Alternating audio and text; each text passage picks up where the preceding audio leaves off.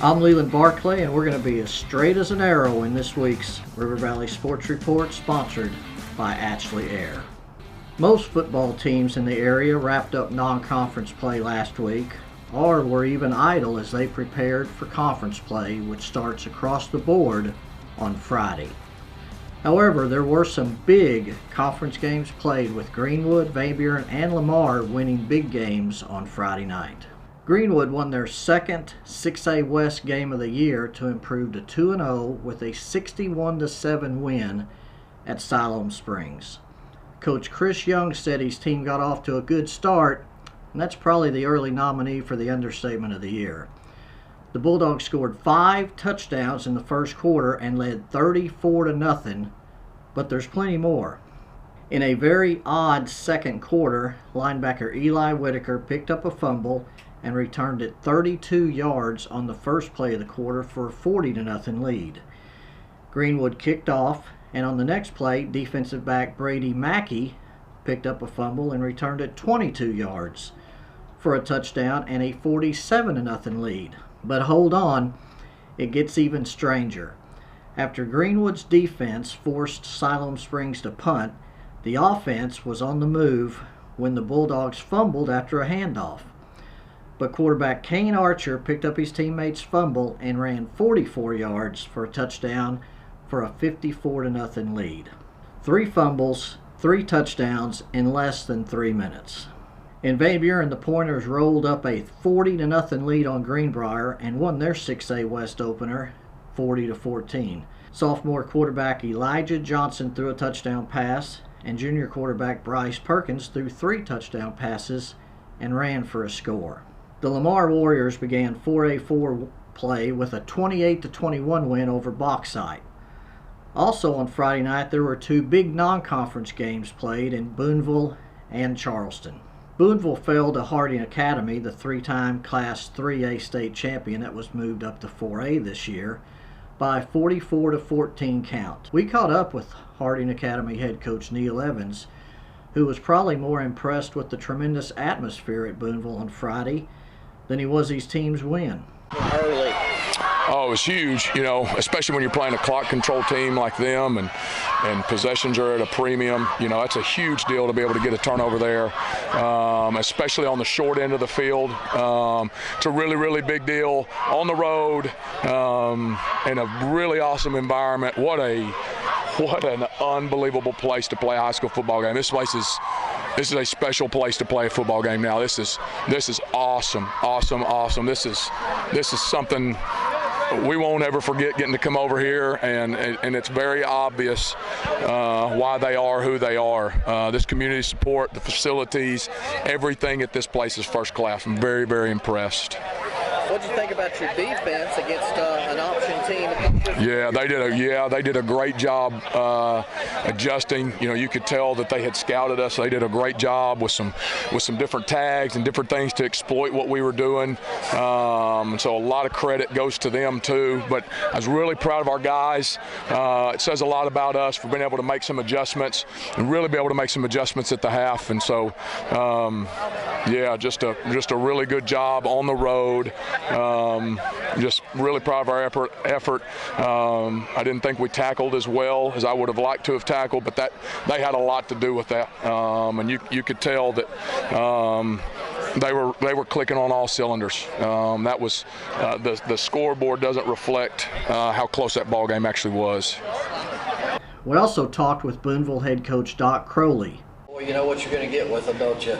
Yeah, they're a good football team. I got all the respect for Coach Evans and Harding, and those guys do a good job. What they do gives us some problems. But our kids come out, and I feel like they competed for 4 quarters. We fought, and just a few big plays here and there. Couldn't get off the field, at the right time, and got 3 sophomores starting back here on defense, so they got to grow up quicker than they need to. But it's no excuses. We just got to find a way to make plays and get off the field. Of course, playing them non-conference, that's going to get you ready for about any kind of air attack you're going to see, isn't it? Yeah, I told the kids, I feel like this is one of the better teams we'll play all year, and that's why we want to play them, is to get to that next step and get to Little Rock. And I think playing teams like this, nothing but good can come out of it. You know, the kids see what they need to work on, and you know, we know there's some teams out there that are going to throw it around, so we got to work on that, and that's a good test for us tonight. Charleston also lost at home, falling to Nashville 27-19. There were lots of other games around the area, and these are the scores of those games. Congratulations to Subiaco Academy head coach Adam Creek, who earned his first win as a coach in their win over Marshall. Lavaca broke in their new turf with 6 touchdowns in a 43-13 win over Mount Ida. Head coach Mark Headley had this to say about the turf and the win.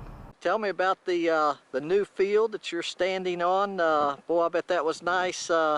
Nice to have that on Friday night, wasn't it? Boy, it was. You know, this has been a dream come true. Very thankful for our administration, our school board for kind of seeing my vision.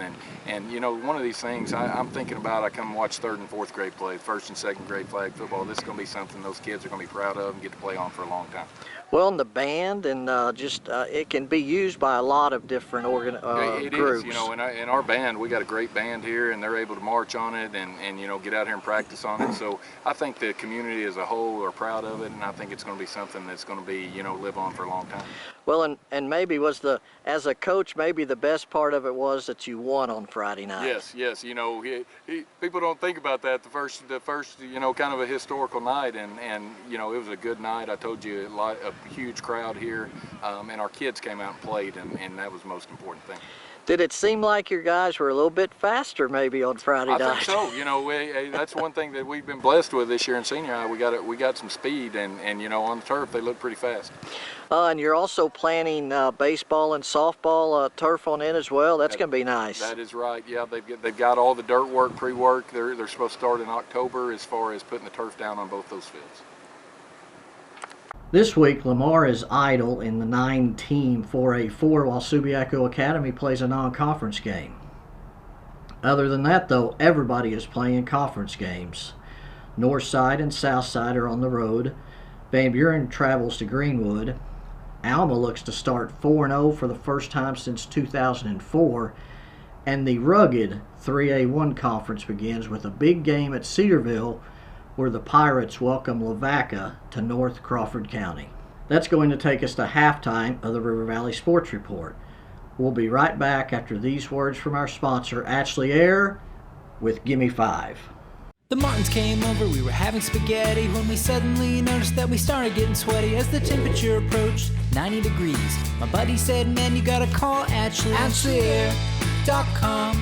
When your air conditioner breaks, they're the one you want. AshleyAir.com. They're fast and they're good and they got it going on. The technician showed up the very same day. Got it fixed right and fast, he was on his way. When your air conditioner breaks, you know who to call. There's only one choice, AshleyAir.com. Gimme 5. These are the top 5 performances of the past week in the River Valley. Number 1, we always start with the River Valley Player of the Week. This week's honoree is Van Buren's senior playmaker Malachi Henry, who in Friday's 40-14 victory over Greenbrier had 6 catches for 75 yards and a touchdown, which was his 24th career touchdown reception, tying him with Drew White for the school record. Henry also had an interception on defense. Number 2, the Greenwood Bulldogs are number 2 on our list, but number 1 in our heart after putting up one of the greatest quarters in Arkansas high school football history. In a 61-7 win on Friday at Siloam Springs, Greenwood scored 5 offensive touchdowns in the first quarter on 21 plays for 261 yards and a 34-0 lead. Senior quarterback Hunter Houston was 13 of 16 for 166 yards and 4 touchdown passes in the first 10 minutes of the game for a 27-0 lead. Senior running back Jake Glover added a 56-yard touchdown run on the final play of the quarter. Grant Carnes caught 2 touchdown passes, L.J. Robbins caught 1, and Peyton Presson another.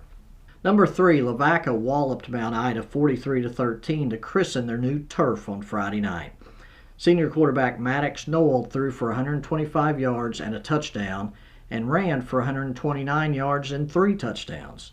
Noel had this to say about the new turf and winning on Friday night. What was it like playing on the turf Friday night? Man, it's fun. I mean, we've been waiting for it, and glad to finally be out on it. Did you feel a little bit faster, maybe? Yeah, just a little bit, and the cuts felt smooth, so that's always good.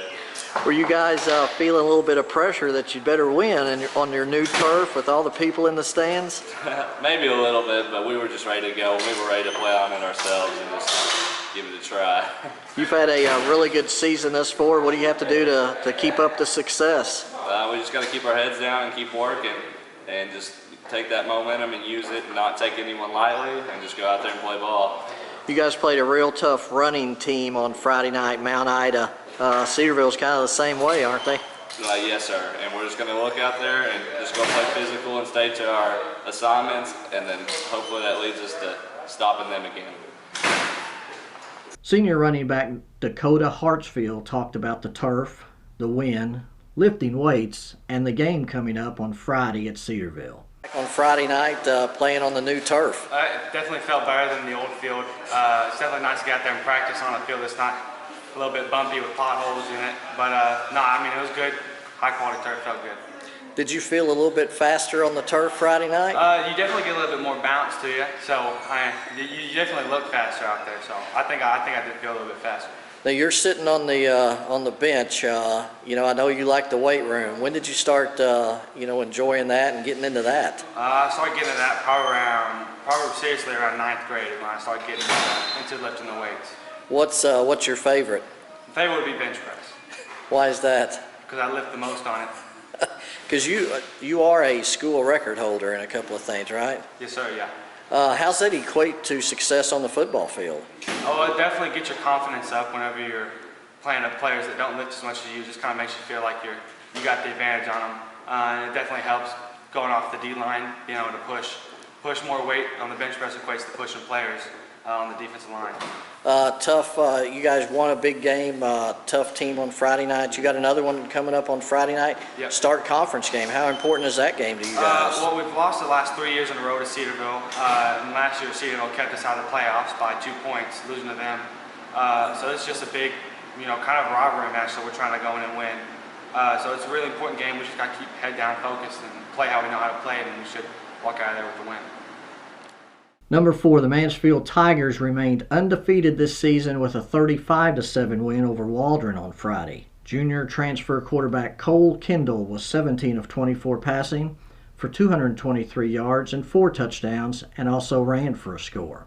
Number 5, we don't mention the County Line Indians and Lady Indians much in September. After all, they're a basketball school located in Branch, Arkansas. Tuesday, though, both the Indians and Lady Indians won the 1A4 District Golf Championships. Of course, they had the gold and silver medalists in both boys and girls. They will be competing in the Class A state golf tournament next week, along with all of the golfers from around the state that qualified in their district matches this week. Check out every day of the Northwest Arkansas and River Valley Democrat-Gazette, where you will get Players of the Week, predictions, top performers, stats, schedule, scores, and capsules. This past Sunday, the River Valley Democrat-Gazette put out a historical edition with an 8-page section that included 4 pages of sports. Chip Souza wrote a column about what it means not only for Fort Smith, but for the entire area.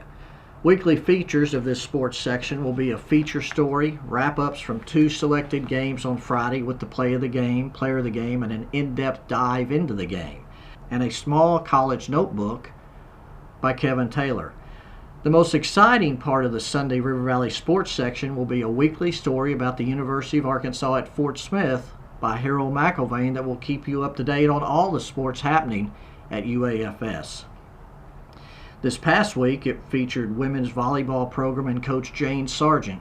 So be sure and pick up the Sunday newspaper, which is available at Harps, Come and Go, and Casey's.